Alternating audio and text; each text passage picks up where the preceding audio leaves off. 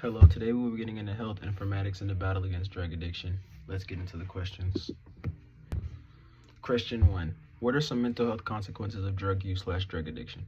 According to the National Institute of Drug Abuse, drug use and addiction commonly co-occur with mental health problems and can cause and worsen them. People with addiction frequently experience depression, anxiety, cognitive impairment, psychosis, and worsening of any pre-existing psychiatric disorders. Question 2. Describe the game theory model in economics and how it relates to the drug use epidemic. Game theory studies how rational players choose actions when outcomes depend on everyone's choices. Applied to drugs, players include users, dealers, prescribers, and policymakers. For example, stricter enforcement may raise price and push markets underground, while prescriber restraint combined with PDMPs changes physician behavior and prescription supply. Game theoretic models explain paradoxes and can be used to design interventions that change incentives towards cooperation, harm reduction, treatment excess, things of that nature. What is the opioid risk stratification tool?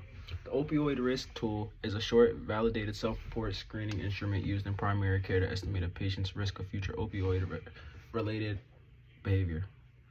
According to the National Institute of Drug Addiction, it scores factors like personal/family substance abuse history, age, history of pre-adolescent sexual abuse, and certain psychiatric diagnoses to categorize patients as low, moderate, or high risk, helping clinicians decide monitoring and treatment plans. Multiple versions and validations exist, and it's one tool among many. Question 4. How can ML algorithms be used to predict drug use disorder patterns?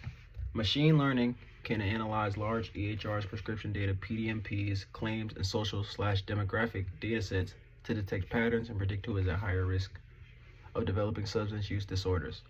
According to the Lancet.com, common approaches include logistic regression, random forest, gradient boosting, neural nets, and automated ML pipelines. ML can predict short-term overdose risk, identify likely OUD diagnosis, forecast treatment retention, and power clinical decision support tools integrated into EHRs, enabling earlier intervention. Question 5. How can you be an advocate for people suffering with drug addiction as a healthcare professional? Be an evidence-based, stigma-free advocate. Screen and treat co-occurring mental health conditions. Offer or refer to medication-assisted treatment and tools like the ORT responsibility. Push for harm reduction services. Document and oppose stigmatizing language/policies, and educate colleagues in the community about addiction as a treatable medical condition.